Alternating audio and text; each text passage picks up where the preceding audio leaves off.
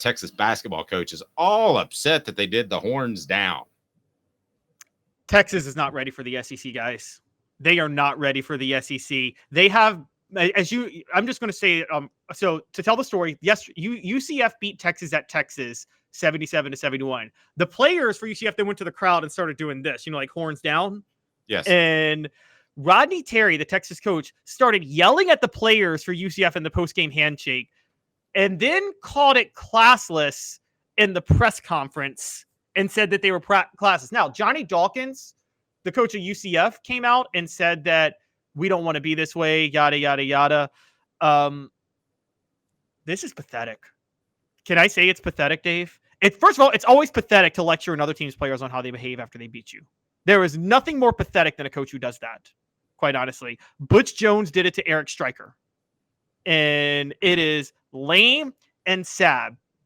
But this is apparently a long-going thing where Texas takes real issue with people doing the horns down. And I have a theory. Texas they were the bullies of the Southwest Conference, right? Wasn't the Southwest Conference just Texas and then anybody Texas wanted in there? But they made the rules. Yeah, well, and then the Big 12 had their own network, which was incredibly stupid. Yeah, and then the Big 12 was Texas and anybody they wanted in there. They're used to demanding things from their peers, and they are honestly, they're not prepared for what's going to be in the SEC, where they're just another fish in a large pond. And if they know they can bully the Big 12, so they've always complained about the horns down. Now that it's out there that they don't like it, can you imagine when they come to Tennessee, Dave, and what Tennessee fans are going to do to them? Yeah, me drinker just hurt my feelings. He said, your hair looks blonde. It's red. Am I colorblind? No, it's got white coming in. So that's why it looks blondish, which hurts my feelings. You would still call me a redheaded, wouldn't you, Caleb? Yeah, you're redheaded. Okay. You're redheaded. Thank you. It looks pretty blonde to some people. I'm getting that more and more, just like the Brad Pitt thing. Here, I'm curious, who calls the shots now in the SEC? If there's one football coach who calls the shots, we all know it was Nick Saban, right? If he called the commissioner, things tended to happen, right? And I think some things quietly that we never knew about. But I don't see Kirby Smart yet ready for that role. So who's the coach that calls the SEC commissioner and says this thing needs to change? Because what you said about Texas is all right, but they're going to have some leverage that other schools won't because of their territory. So in 5 years, who's the guy who calls the shots? I think Kirby Smart would be the odds-on favorite. But if not, and Steve Sarkisian has success there, and it looks like he's going to, I could see him being one of the guys who controls the narrative in the SEC. Could you not? Talking 5 years from now. 5 years from now.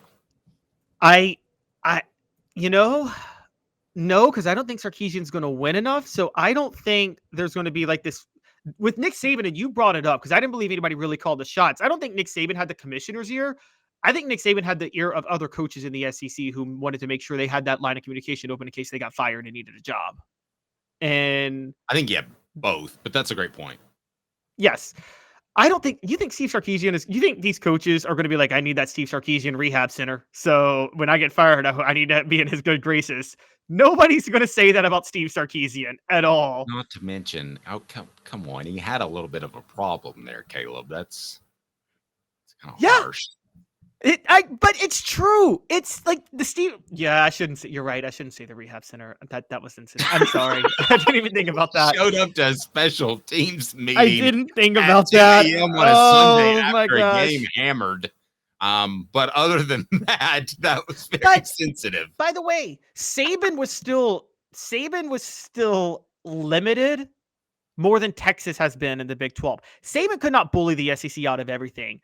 Saban could, Texas literally basically required that fans respect them when they go on the road to play other teams with this. Could you imagine Saban couldn't pull that off. Okay. And that's where I'm saying Texas has, what we're seeing with Texas is how much they've bullied their rivals for decades and decades on end. And I don't think they can't do that in the SEC. There's too many other powerful teams. And I don't think has any school come close to Texas. Notre Dame maybe bullied their rivals, but they were always independent. So I think Texas is in for a rude awakening with the horns down thing and what they did the other night. Put it this way. You've seen how teams, when they beat Florida, do the gator chomp, right? Yes. Have you ever heard Florida complain about it? What do you think would happen if Florida complained about other teams doing the gator chomp? Great point. Everybody would do it. No other coach, even goofballs like Ron Zook, who is barely smart enough to use a fax machine. If you get that reference, you're old. I know. But even those coaches didn't say, don't gator chomp against us. Colton says, good thing Caleb is attractive or Dave would fire him over that comment. Well, I mean, maybe there's a way you guys can connect, Colton and Caleb. Over which comment? By the way, Texas would never mess with me. I'll mess with Texas.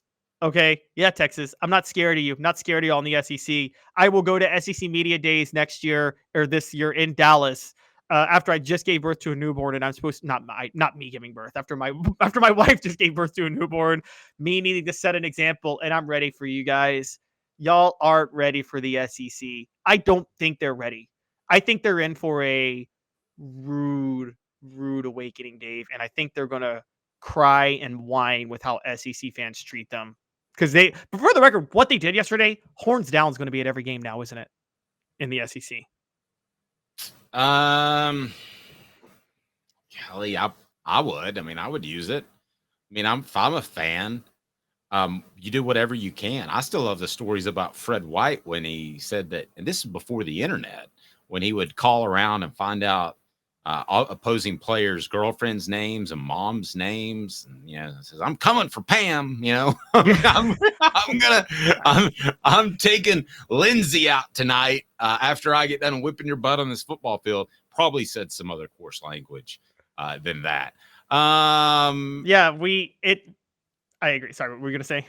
Yeah, well, that's it. But no, it's a big deal because it really exposes Texas. Because the closest I can remember, I will say this: a lot of SEC teams complained about the Cowbells at Mississippi State, didn't they, for a long time? Yes, but they were outlawed, and I was actually at a Tennessee game the year they made such a big deal about it. The rest of the SEC, and they were just dinging like there was no tomorrow. Nothing changed. Oh yeah, you're right. It really didn't. I got a good one. Here's a good one where someone was used to be getting their way. Lou Holtz actually asked for a crowd noise penalty at Neyland Stadium in 2001. He felt there should be a penalty for the crowds being too loud at Neyland Stadium. I don't remember that. I was at that game, but I don't remember that. They tracked the decibel level. Yeah, he basically said we shouldn't. He basically said we should be allowed to call plays without the crowd noise. So the play clock shouldn't start for us until the crowd dies down so we can actually hear our play calls.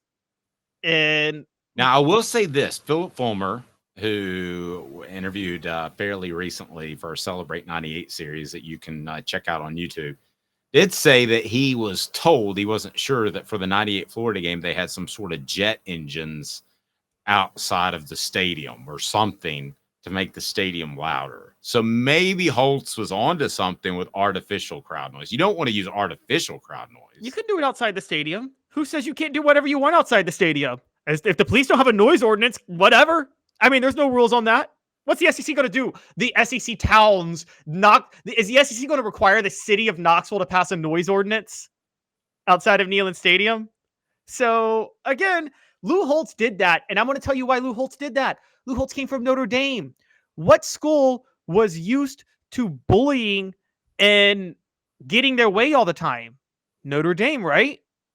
And I mean, this is the school that Miami was considered uncouth for running the score up on them when they used to do it all the time.